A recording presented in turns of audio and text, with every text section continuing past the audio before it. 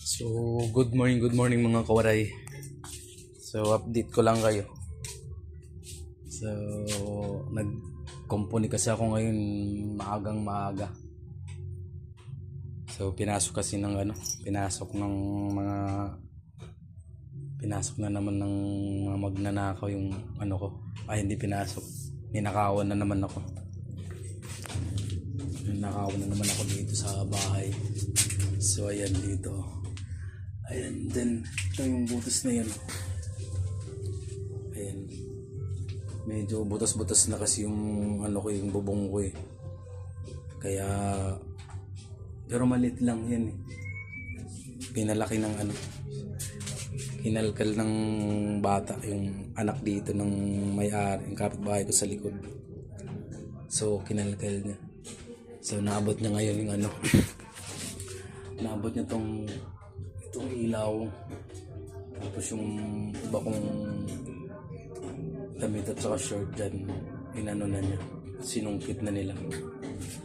Kasi kaya nang abutin eh. So, maagang inayos ko. Bali, ano na to? Pangatlong bisis ng ninanakawan tong bahay ko rito sa Cavite. Kasi lagi ako wala dito eh. Umuwi lang ako dito pag Sabado, Linggo. So, anong oras pa lang nag-umpisa na ako. Alas 6 pa lang. Umakyat na ako sa bubong para ayusin. So, ayan yung hagdanan. Diyan ako dumaan. Diyan din sa taas yan. Diyan ako nadaan. Hindi ko na naipakita kanina yung pagkumpon ko kasi alanganin yung paglagay ng camera. Tapos nag-video pala ako. Pabaliktad naman. Nasayang lang yung ano ko kanina. Ilang minutes din yan. Buti in-stop ko. Nung in-stop ko nakita ko baliktad. Ayun, hindi ko na tinuloy. So, yan lang, nakakaubos ng pasensya yung pag ganitong madadatnan mo sa bahay mo. Yung ultimbang di naman ganun kamahal na mga gamit,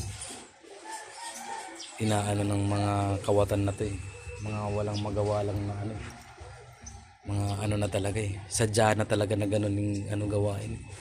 Kasi hindi naman yung mga mamahalin na mga damit ko, mga short ko eh. Mga natural lang naman yun. Pati yung ilaw ko na pinakita ko kanina, magkano lang yun. Yung pagkakit ko doon, nandun yung ilaw, nakaano doon sa may bahay ng kalapati kasi doon sa likod, dito sa likod, nandun sa may bubong ko, nakapatong yung ano nila eh. Nakapatong yung bahay ng kalapati. Diyan oh. Diyan banda. Ayan, diyan sa may butas na yan. Nandyan yung ano, bahay ng kalapati nila. So pag-akyat, nakita sigurong may butas.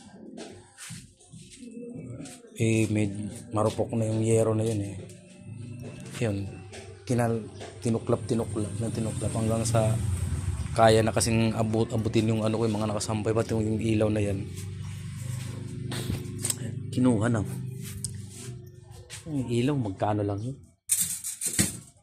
55 yata yun kasi pang CR lang. Nakakaano lang. Bata pa lang, maano na. Yung anak niya yung kumuha eh. Kakagigil. So, yun, kinumpuni ko na para hindi ko na pinalaki. Kasi mamaya, pag alis ko, tuklapin na ng malaki at pumasok na rito. Eh, marami na tong gamit dito sa bahay. Marami talaga siya makukuha dito sa loob. Eh, nauwi lang ako dito, Sabado, Linggo. Kaya sigurado, malilimas to. Pero sinabihan ko na kanina yung tatay. Kinausap ko. Hindi naman hindi naman nagtapang-tapangan. Kasi kung nagtapang-tapangan, baka nampas ko ng Dicabra yun. Kasi hawak-hawak ko yung Dicabra eh. Kahit malaki yung sa akin, pag nahataw ko ng Dicabra, ewan ko lang. Nakakaano lang.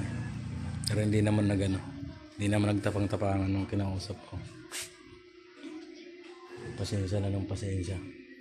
Yung anak niya talaga, hindi man lang sa akin. Talagang, sarap bata pa. Sarap pitpitin ng kamay para madala. So yun lang, in-update ko lang kayo sa ko dito sa bahay, sa Cavite. So yun na muna. Thank you.